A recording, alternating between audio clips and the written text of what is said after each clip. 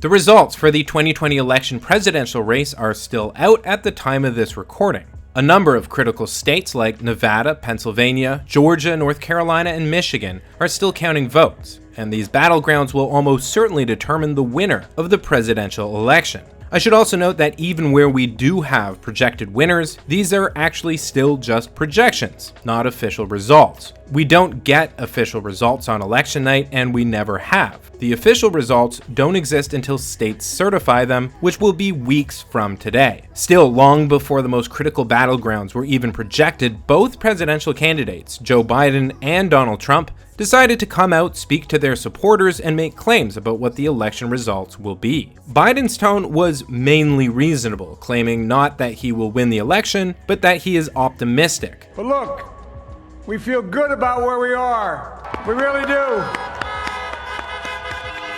I'm here to tell you tonight, we believe we're on track to win this election. But he was, by any measure, far too resolute about his standing in Pennsylvania. And we're feeling real good about Wisconsin and Michigan. And by the way, it's going to take time to count the votes. We're going to win Pennsylvania.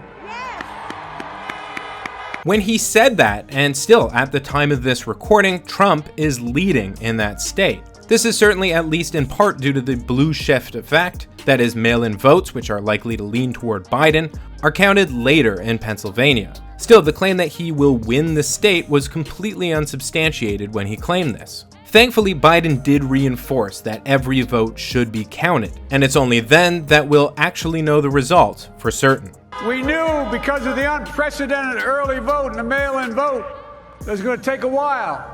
We're going to have to be patient until the hard work of tallying the votes is finished. And it ain't over till every vote is counted, every ballot is counted.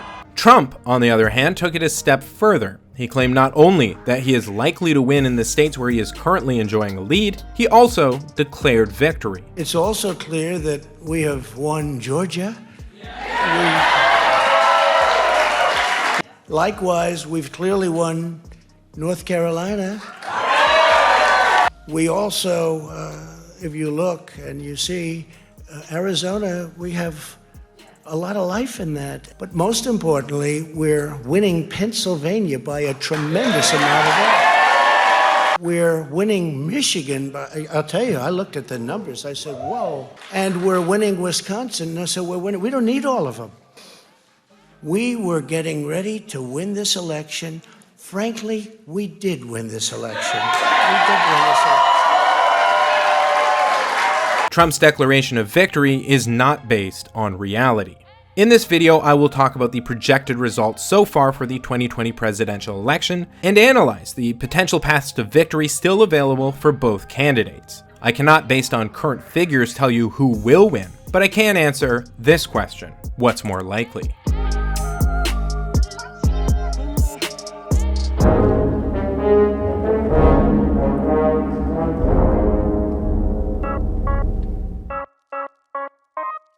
So, according to Politico's current election results map, here is the state of the race at the time of this recording. When it comes to swing states, Trump is projected to have secured somewhat surprising wins in Iowa and Florida, as well as the 2nd District of Maine, and slightly less surprising wins in Ohio and Texas. Biden looks to have secured victories in Virginia, Colorado, New Mexico, Minnesota, Maine, Arizona, Wisconsin, and the 2nd District of Nebraska. Now, these projections are not totally agreed upon across all media, of course, as they are only projections. The New York Times, for example, has yet to call Arizona. But for the purposes of this video, let's just move forward with the less cautious Politico projections. According to these, we're still eagerly waiting on results from 7 races: Alaska, Nevada, Michigan, Pennsylvania, North Carolina, and Georgia. Now, 538 has an interesting tool that analyzes the likely overall results if you plug in specific speculative battleground results. So, inputting all of the states that have so far been called by Politico, but leaving the 7 stragglers blank, we see the projected victory odds for Biden to be 97 in 100. Now, let's also add Alaska in for Trump, since, let's face it, that's almost certainly what's going to happen. We see the odds don't really change much for Biden, still a 97 in 100 chance of winning. So let's look at what would happen if the current leads hold. If Biden wins Wisconsin, Michigan, and Nevada, and Trump takes Pennsylvania, North Carolina, and Georgia. Well, what do you know? If the current leads remain, Biden will win, but by the skin of his teeth. Of course, with the blue shift effects that we saw on election night in states like Minnesota, Maine, and Wisconsin, and probably Michigan, it's very likely that the current leads will not hold. So Biden is not necessarily going to have this narrow of a victory. Here's what I think is the best case scenario for Biden. That's substantial, but certainly not a landslide victory. Of course, Trump too still has potential paths to victory. His best case scenario looks something like this. That's 290 to 248 in Trump's favor. He doesn't need to win all three of Michigan, Pennsylvania, and Nevada to win re-election, but he does basically need to hold on to at least two of them, and that's assuming that he holds on to North Carolina and Georgia. His narrowest win scenario in this case would be Michigan and Nevada. Of course, this is not particularly likely. The best likely scenario for Biden would look something like this. It's very plausible that Biden takes Michigan and Pennsylvania. He's probably going to win in Nevada as well. It's perfectly possible that Biden will win in North Carolina and Georgia, but I think the best he can hope for is one, not both of those two. The best likely scenario for Trump, I think, would be this.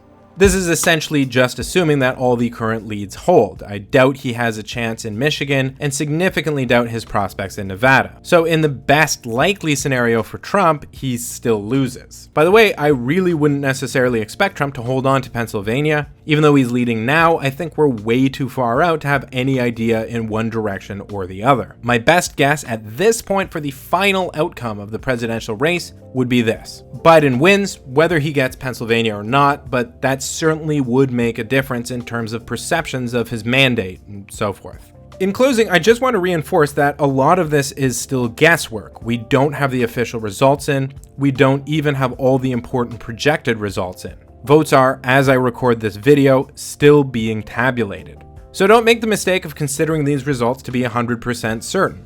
Don't make the mistake Joe Biden made in claiming that he will win Pennsylvania. It's going to take time to count the votes. We're going to win Pennsylvania. And certainly, don't make the mistake Trump made in claiming that he will win the whole election. Frankly, we did win this election.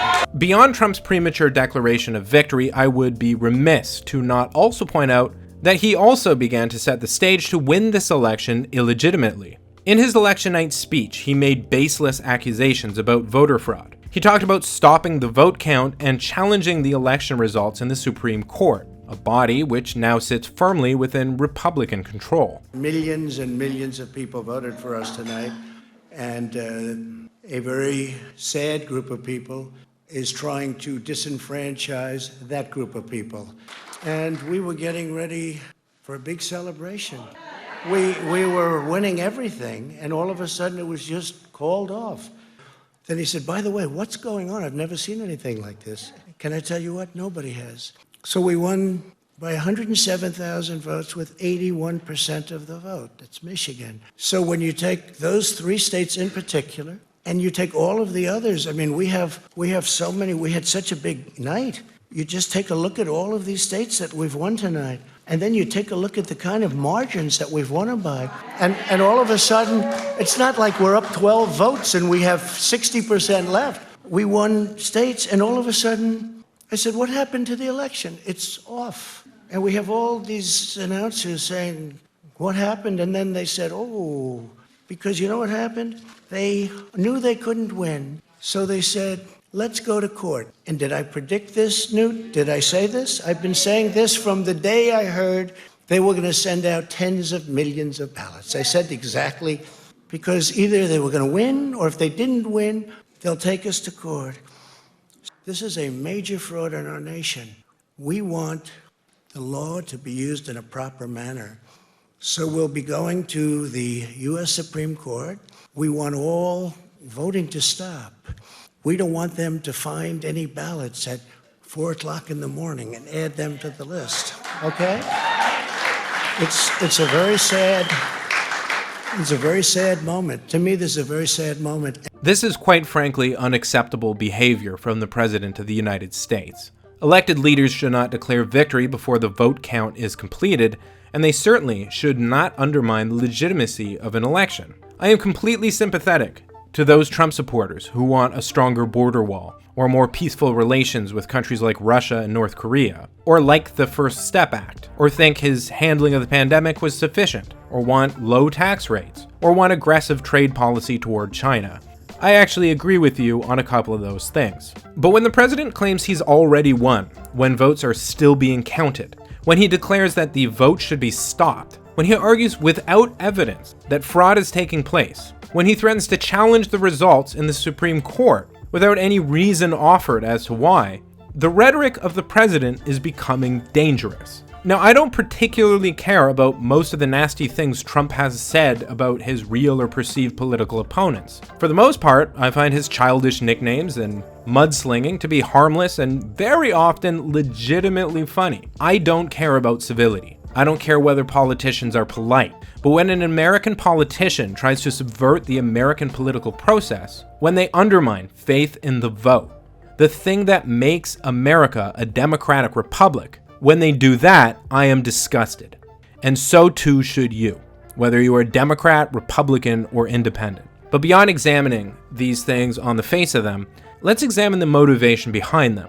Trump said in the very same speech that he's won the election and that there's fraud taking place. Now I ask you, would he put so much emphasis on the idea that the election isn't legitimate if he thought he was going to win? I mean, it's possible, but what's more likely?